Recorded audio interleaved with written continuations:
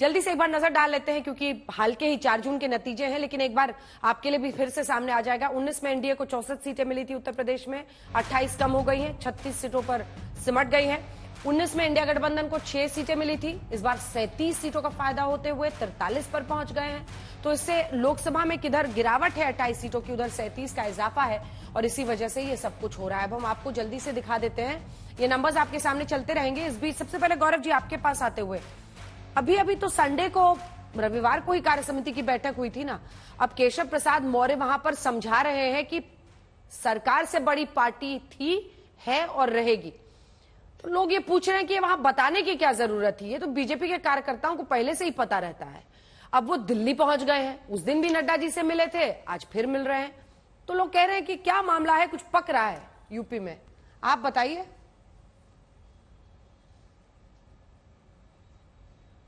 अंजना जी देखिए, हम सब जानते हैं किस तरह से प्रदेश कार्यकारिणी की बैठक लखनऊ में हुई और मैं स्वयं वहां मौजूद था और ऊर्जा भरने का कार्य उस बैठक ने किया, जिसमें राष्ट्रीय अध्यक्ष जी ने एक बहुत अच्छी बात कही जिसको मैं यहां दोहराता हूं। उन्होंने कहा, Bharatiya Janata party is the party of present and it will be the party of future.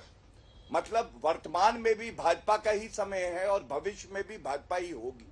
और उसका मूल कारण क्या है?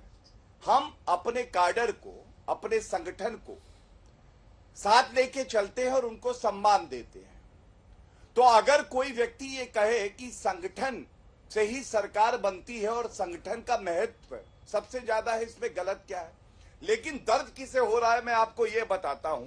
सबसे पहले कांग्रेस पार्टी की बात करते हैं ना, इनका संगठन मजबूत है और इनके लिए ना संगठन सबसे ऊपर है, इनके लिए तो सबसे ऊपर है गांधी परिवार।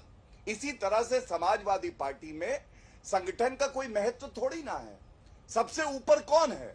यादव परिवार।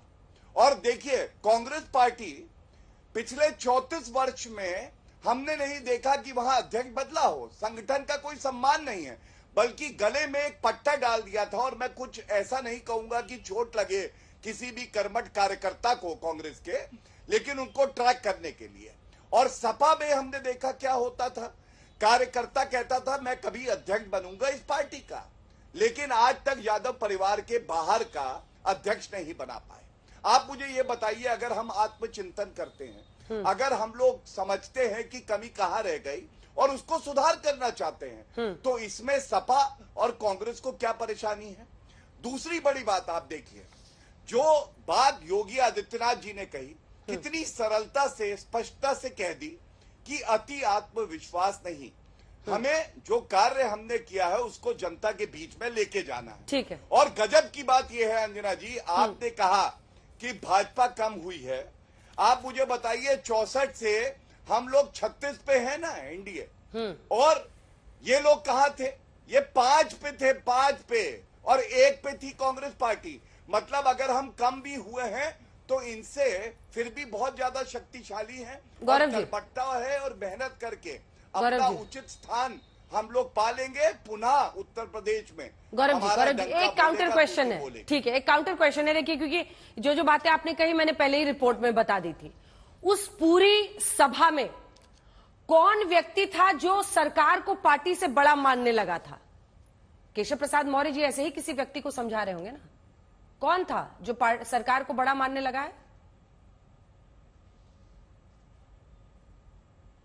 देखिए अंजना जी, मैं आपको बताता हूं, जब लाखों लाखों कार्यकर्ता और नेता रात दिन एक कर देते हैं, जब उनके घर वाले कहते खाना खा लो, वो मेहनत करते हैं और परिणाम आशा अनुरूप नहीं आते हैं, तो उनकी हौसला अफजाई एक अच्छा नेता करता है।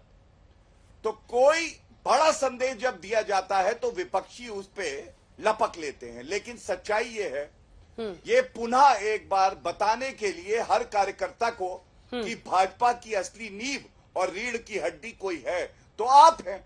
मैं समझता हूं अगर इससे ऊर्जा का संचार हुआ, अगर वहां पे कार्यकर्ताओं में जोश और उमंग दिखी, तो ये लोग क्यों इतना घबरा रहे हैं? इन्होंने तो अब तक अपनी कार्यकारिणी की बैठक भी नहीं करी है। अब आप 6 सीटों वाली कांग्रेस पार्टी से पूछिए, उनमें क्या हुआ है अभी आत्मचिंतन? क्या उन्होंने विचार किया है? जो पार्टी कभी टिकट बांटती थी, आज वो बैसाखी पे चलती है सपा की। ठीक है। अनुराग जी, कहां से आप लोगों को दिखने लगा कि दोनों डेप्यूटी हैं जो डेप्यूटी हटाना चाहते हैं, मुख्यमंत्री बनना चाहते हैं और लड़ाई हो गई है और संग्राम छिड़ा हुआ है? वो तो मना कर रहे हैं, वो कह रहे हैं नई ऊर्जा भरी गई है कार्य समिति की बैठक से। और केशव प्रसाद मौर्य जी दिल्ली का मौसम देखने दिल्ली आए हैं। देखिए बड़ी मजेदार बात भारतीय जनता पार्टी के प्रवक्ता ने कही। वर्तमान तो देखो भारतीय जनता पार्टी का डगमगा रहा है, भविष्य तो इनका खत्म हो चुका है, भविष्य तो इनका कुछ है नहीं। तो आप कुछ भी कहें, इनको कहने से क्या फर्क पड़ता है? अरे आपके ही सरकार, आपके ही यहाँ उत्तर प्रदेश के अंदर में विधायक हैं, पता है क्या कहते हैं? देवेश प्रताप जी कह रहे हैं कि भाई अधिकारियों से काम करवाने के लिए उनके सामने झुकना पड़ता है विधायकों को। ये आपके विधायक कह रहे हैं। और यहाँ सीएम क्या कह रहे हैं? सीएम कह रहे हैं कि आत्मविश्वास 400 पार। किस पे टारगेट कर रहे हैं? डिप्टी सीएम क्या कह रहे हैं कि भाई सरकार से बड़ा संगठन होता है, वो सरकार को चिता रहे हैं। उधर इनके निषाद जी क्या कह रहे हैं? अरे भैया बुलडोजर चलाओगे तो वोट कहां से पाओगे? ये हालत है। इनके एक विधायक कह रहे हैं कि भैया आगे तो हमारी सरकार नहीं बनने वाली है। मिश्रा जी कह रहे हैं बाद में बनेगी तो समाजवादी पार्टी की। एक मोती सिंह जी है विधायक जी, वो क्या कह रहे हैं? कहते हैं इतना बड़ा करप्शन मैंने अपनी जिंदगी में कभी देखा ही नहीं। अपने 40 साल के कैरियर में जो करप्शन है तहसील लेवल का हमसे लेके अब तक मैंने नहीं देखा। और एक इनके कन्नौज से सुब्रत पाठक जो भूतपूर्व हैं, वो क्या कहते हैं? अरे अभी भी अखिलेश जी के अधिकारी बैठे हुए हैं, वही उन्होंने मुझे हरा दिया। माने वो कह रहे हैं कि उत्तर प्रदेश के अंदर में इनडायरेक्टली कि योगी मॉडल नहीं कामयाब है, अखिलेश मॉडल कामयाब है। वही है जो यहाँ इस उत्तर प्रदेश के अंदर में विकास की राजनीति करता था। योगी मॉडल फेल हो चुका है, यही आपके विधायक घूम घूम के कह रहे हैं। और सुन लीजिए मजेदार बात, इनका तो हालत ये हो गई है, इनका विधायक इनके साथ नहीं है, इनके मंत्री इनके साथ नहीं है, डिप्टी सीएम, दोनों डिप्टी सीएम और मुख्यमंत्री में सिर्फ टॉवल चल रहा है। दिल्ली की बीजेपी, लखनऊ की बीजेपी अलग अलग दौड़ रही है। अब ये कह रहे हैं कि हमारी तो ये तो 5 पे थे, अरे हम तो 5 से 37 पे चले गए। आप कहां आ गए? आप 62 से 33 पे आ गए। लेकिन हार कैसे मानोगे? क्योंकि आप जब तक भारतीय जनता पार्टी पूरी तरह यहां से साफ नहीं हो जाएगी तब तक हार कैसे मानेगी? अभी तो आप मकान तोड़ रहे थे लखनऊ के अंदर में, बुलडोजर लेके पंतनगर में घूम रहे थे, अवरार नगर में घूम रहे थे, समाजवादी खड़े हो गए जनता के साथ में, आपको अपना बुलडोजर वापस करना पड़ा, अपना फैसला वापस लेना पड़ा। अरे हम विपक्ष में भी रह के जनता की मदद कर रहे हैं, विपक्ष में भी रह के आपको मजबूर करते हैं कि आप बुलडोजर नहीं चला सकते, आप अन्याय जनता के पास नहीं कर सकते, आप उनका घर बेवजह नहीं तोड़ सकते। घर बना तो सकते नहीं हो, तोड़ने के लिए चल देते हो। अरे भैया पेपर है, रजिस्ट्री है उन पे। तो भारतीय जनता पार्टी जनता दरअसल इनका साथ छोड़ गई है। एक इनके विधायक जी कह रहे हैं, नहीं एक सेकंड, एक इनके विधायक कह रहे हैं कि भाई यहाँ तो दलित वोट भी चला गया। अरे भैया दलित नहीं, आपसे संपूर्ण जनता उत्तर प्रदेश की संपूर्ण जनता आपके हाथ। अब आप रिपीट कर रहे हैं अनुराग जी, जनता के साथ अन्याय करते हो अनुराग जी, अब आप रिपीट कर रहे हैं। मैंने आपकी एनडीए की तरफ से भी मैंने 2 लोग बुलाए हैं गौरव जी, अगर उनकी बारी आप चलने देंगे तो उनको भी मौका मिलेगा। लेकिन सुरेंद्र जी एक छोटा सा सवाल आपसे भी, आप भी आपका शुरू से एंकर आप हैं, जैसा आप तय करेंगे अंजना।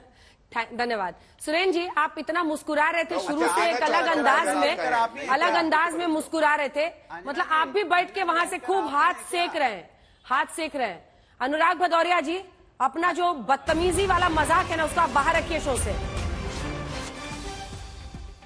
आज तक की खबर का असर, मुख्यमंत्री योगी आदित्यनाथ का आदेश, आपको बता दें लखनऊ, पंतनगर, रहीम नगर में नहीं चलेगा बुलडोजर।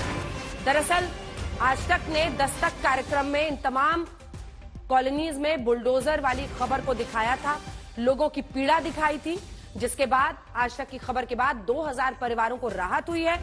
और दस्तक में बीती शाम ये खबर चलने के बाद आज असर ऐसा हुआ है, उत्तर प्रदेश के मुख्यमंत्री योगी आदित्यनाथ ने बड़ा फैसला लिया है। लखनऊ में कुकरेल नाले के पास पंतनगर, रहीम नगर समेत जिन 4 इलाकों में घरों को चिन्हित करके अवैध बताते हुए कार्रवाई की आशंका थी, वहां आज तक की खबर के बाद मुख्यमंत्री ने भरोसा दिया है कि कोई घर नहीं गिराया जाएगा। कल रात 10 बजे आज तक ने यह खबर अपने शो दस्तक में चलाई थी। आज सुबह पीड़ित परिवारों ने, उत्तर प्रदेश के मुख्यमंत्री ने उनसे जाकर मुलाकात की, फिर डीएम को इस बारे में आदेश दिया कि कोई घर नहीं गिराया जाएगा। ये एक ऐसा मुद्दा है बुलडोजर जिस पर आपने सुना ही खुलकर संजय निषाद ने कहा था, और यह माना जा रहा है कि अब क्या यूपी में योगी सरकार इस पर बैकफुट पर चली गई है। यह प्रश्न मैं आपसे गौरव जी करूंगी, लेकिन उससे पहले सुरेंद्र जी, ऐसा लग रहा था कि आप भी वहां बैठे बैठे हाथ सेकने का काम कर रहे हैं। सुरेंद्र जी, गर्मी हो रही है अंजना जी, हाथ वाथ हम लोग नहीं सेकते हैं, और हाथ सेकने का काम तो भारतीय जनता पार्टी करती है, क्योंकि लोगों के घरों को गिराकर, लोगों के घरों को जलाकर ये लोग हाथ सेकने का काम करते हैं। हम बिल्कुल कतई नहीं करते हैं। हमारा तो मुद्दा ही अलग है।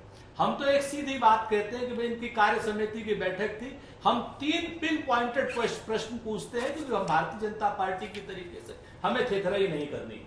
पहली बात हमें अंजना जी आप ही बता दीजिए कि चुनाव मोदी की गारंटी पर हुआ था या योगी की गारंटी पर हुआ था?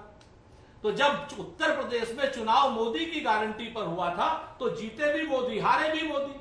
2-2 हजार जो थे पोस्टर लगे रहते थे, बैनर लगे रहते थे, होर्डिंग लगे रहते थे। यहां लखनऊ में राजनाथ सिंह जी की 2 होर्डिंग लगी थी और 150 होर्डिंग लगी थी नरेंद्र मोदी जी की। तो जब मोदी जी की गारंटी पर चुनाव हुआ है तो बाकी सब लोग कैसे हारे? नंबर 1। नंबर 2, कार्य समिति में इनकी क्या हो रहा है क्या नहीं हो रहा है हमें कोई लेना देना नहीं है। हम ये इनकी गौरव जी की तरीके से बात नहीं करते हैं जब ये बड़े चैनल पर बैठ जाते हैं तो, कि भाई क्या 6 सीटें थी, अभी इन्होंने ये नहीं किया वो नहीं किया। हम तो साधारण सी बात पूछते हैं। जब कार्यकर्ता हताश था या निराश था अंजना जी, तो कार्यकर्ता की बात सुनी जानी चाहिए थी, या दिल्ली से जो लोग आए थे, जो गुजराती गैंग के लोग आए थे या दिल्ली के लोग आए थे, वो सब अपनी अपनी कह करके चले गए? क्या किसी भी कार्यकर्ता को मंच दिया गया? क्या किसी जिला अध्यक्ष से बुलवाया गया? किसी जिला महामंत्री से बुलवाया गया? या किसी अन्य कार्यकर्ता से बुलवाया गया हो मंच पे? तो बताइए। सब लोग आए, अपना प्रवचन दिए और चले गए। यहां पर तो तीसरी बात मैं आपसे पूछना चाह रहा हूं अंजना जी कि यहां पर आदरणीय योगी जी क्या कर रहे हैं, मोदी जी क्या कर रहे हैं, कौन डिप्टी हटाना चाहता है, कौन सीएम बनना चाहता है, ये हमारा विषय नहीं। हमारा विषय ये है कि आज चुनाव के बाद भाजपा डर गई, इसीलिए उनके बुलडोजर में तेल खत्म हो गया, बुलडोजर धस गया उनका। अकबर नगर से पहले ही अगर ये लोग डर जाते तो आज की डेट में अकबर नगर वाले भी पंतनगर और अबरार नगर की तरीके से अपनी खुशी मना रहे होते। अकबर नगर को तो जमींदोज कर दिया इन लोगों ने, अब बाबा का बुलडोजर थम गया। दूसरी इनकी बड़ी हार आज हुई है, वो इन्होंने जो टीचरों का वो किया था ना डिजिटल अटेंडेंस, आज वो भी आदेश वापस ले लिया। वो कहते हैं ना कि समंदर ये तेरी खामोशी कुछ और कहती है, मगर साहिल पे टूटी कश्तियां कुछ और कहती हैं। और मेरी आंखों ने देखे इस शहर के कई मंजर, मगर अखबार की सुर्खियां कुछ और कहती हैं। भारतीय जनता पार्टी इस समय हताश, निराश और एक डरी हुई पार्टी है। इसके जो प्रवक्ता जिस तरीके की बात प्रतिपक्ष के लिए कर रहे हैं, बेहतर हो, सिर्फ 5 सेकंड अंजना जी, बेहतर हो ये लोग अग्निवीर जैसी समस्या का समाधान करें, ये लोग पुलिस की भर्ती दोबारा से करें, ये लोग पेपर लीक को खत्म करें, आरओ की भर्ती करें। और आज की डेट में अगर ये भर्तियां नहीं होंगी तो और बुरा हाल होगा गौरव भाटिया जी आपका, भले ही आप सामने मंच पर वंदे मातरम गा रहे हो। गौरव जी अब इसका जवाब दीजिए दोनों की बातों का। और ये क्या बैकफुट पर योगी सरकार जा रही है? क्योंकि हम लोगों ने आज तक कार्यक्रम में दिखाया था कई कॉलोनीज में 2000 परिवारों को फायदा हुआ है, बुलडोजर चलने वाला था। संजय निषाद जी कह रहे हैं कि बुलडोजर चलाइएगा तो आपको थोड़ी वोट देगा कोई।